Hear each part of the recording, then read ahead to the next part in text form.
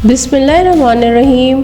सरगोदा के मशहूर रेस्टोरेंट की lotus cheese cake recipe out. बिल्कुल ऐसा ही केक मैंने एक मशहूर रेस्टोरेंट से ऑर्डर किया तो वो बोले 2 पाउंड का हम लेंगे आपसे 5000, जबकि मैंने ये केक 3 पाउंड में तैयार किया। कितने में जानिए इस वीडियो में।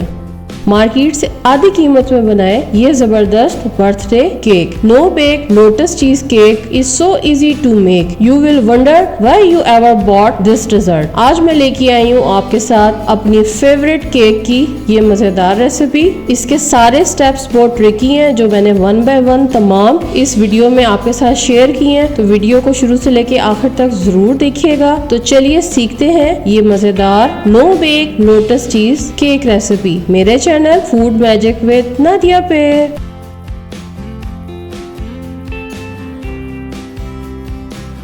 बिस्मिल्लाहिर्रहमानिर्रहीम। अस्सलाम वालेकुम my dear and wonderful viewers, welcome back to my channel food magic with Nadia. I believe in the magic of healthy homemade food for a happier healthier lifestyle. Recipe में मौजूद तमाम इंग्रेडिएंट्स की डिटेल रेसिपी कार्ड में आपके सामने है, यहाँ से नोट कर लें या डिस्क्रिप्शन बॉक्स से नोट कर लें, और मैं तो आपको साथ साथ गाइड कर ही रही हूँ। तो चलिए सीखते हैं।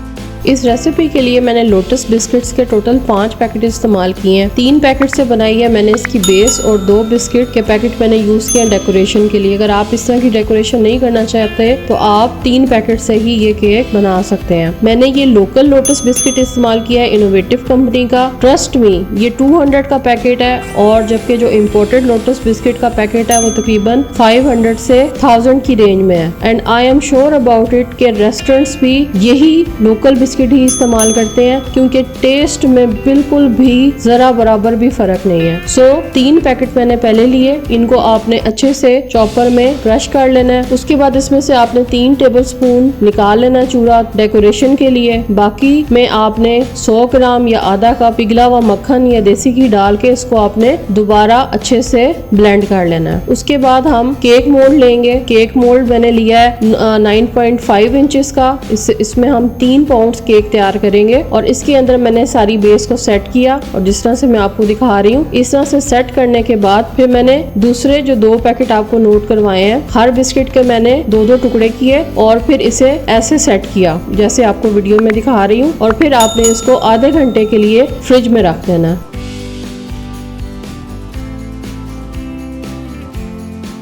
अब आते हैं स्टेप नंबर 2 की तरफ। क्रीम चीज ली है मैंने 3 पैकेट्स। ये एक पैकेट 190 ग्राम का है, टोटल ये 570 ग्राम बनते हैं। इसमें नमक ऑलरेडी शामिल होता है, सो हमें इसमें नमक डालने की जरूरत नहीं है। अदरवाइज अगर आप किसी और ब्रांड की लेते हैं तो फिर आप इसमें नमक चुटकी भर डाल सकते हैं। लोटस स्प्रेड डालेंगे हम इसमें 200 ग्राम, वनीला एक्सट्रैक्ट डालेंगे हम इसमें आधा चाय का चम्मच, और इन सब चीजों को अच्छे से ब्लेंड कर लेंगे।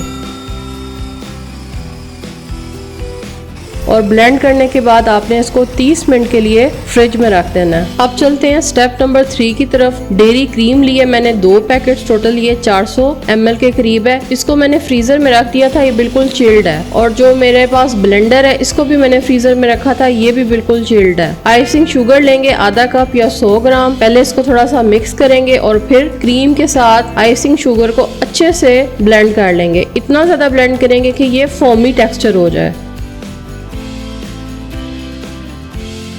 जब आपको फील हो कि ये बेहतरीन सा फोमी टेक्सचर बन गया है, तो अब जो हमने बनाया था क्रीम चीज और लोटस स्प्रेड वाला मिक्सचर, उसको बाहर निकालेंगे और उसको इसके साथ अच्छे से हम फोल्ड कर लेंगे स्पैचुला की मदद से। आपने इसके अंदर इसमें चम्मच नहीं चलाना, आपने इसको हल्के हाथ से फोल्डिंग करनी है, जैसे मैं आपको वीडियो में दिखा रही हूँ।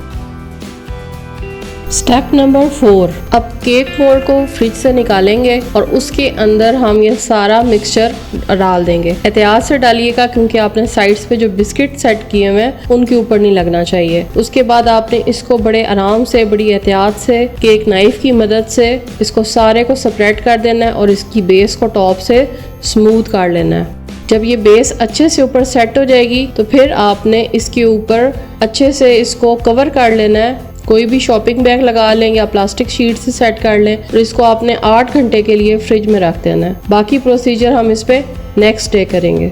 Step number 5। अब हम क्या करेंगे, नेक्स्ट डे इस सारे केक को बाहर निकालेंगे, इसके ऊपर से शीट को रिमूव करेंगे, लोटस स्प्रेड लेंगे टॉपिंग के लिए, इसको माइक्रोवेव में 30 सेकंड या 1 मिनट आप दे दें और इसको सारे केक के ऊपर आपने अच्छे से फैला लेना है और फिर केक नाइफ की मदद से आपने इसको सेट कर लेना है। सेट करने के बाद आपने इसको फिर 30 मिनट के लिए फ्रिज में रख देना है। उसके बाद हम करेंगे लास्ट एंड फाइनल स्टेप।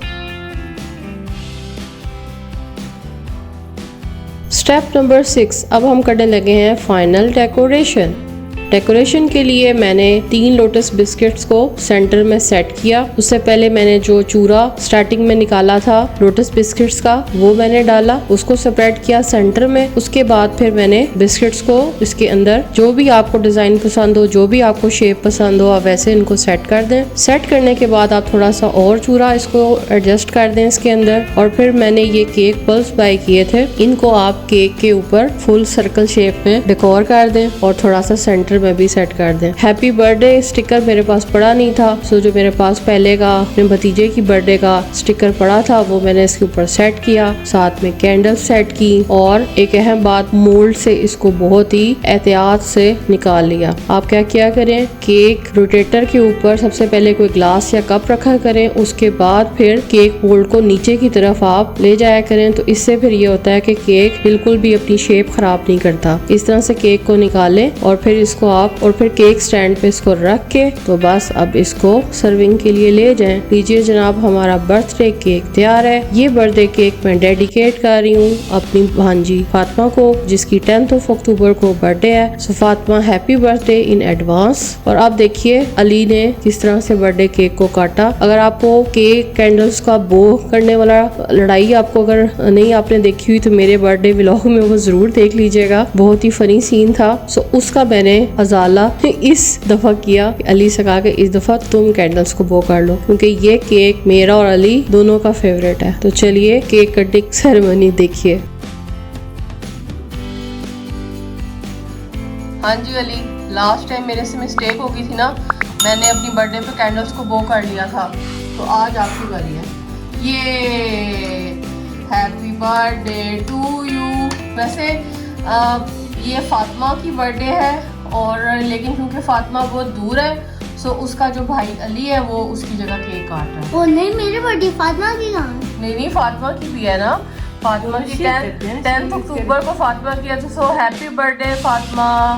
चलो आप काटो काटो काटो, ये एक काटो। Happy birthday Fatima. यस, हमने ये केक किसके लिए बनाया? फातिमा। ठीक है जी, चलो आप अली को खिला के बताएं कि अली आप टेस्ट करके बताओ कि ये रेस्टोरेंट स्टाइल है या वैसा नहीं है।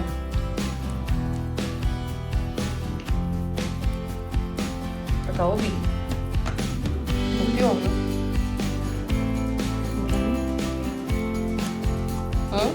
वैसा वैसे ही है, मजे का। अब हम सब खा सकते हैं। Okay, thank you Ali.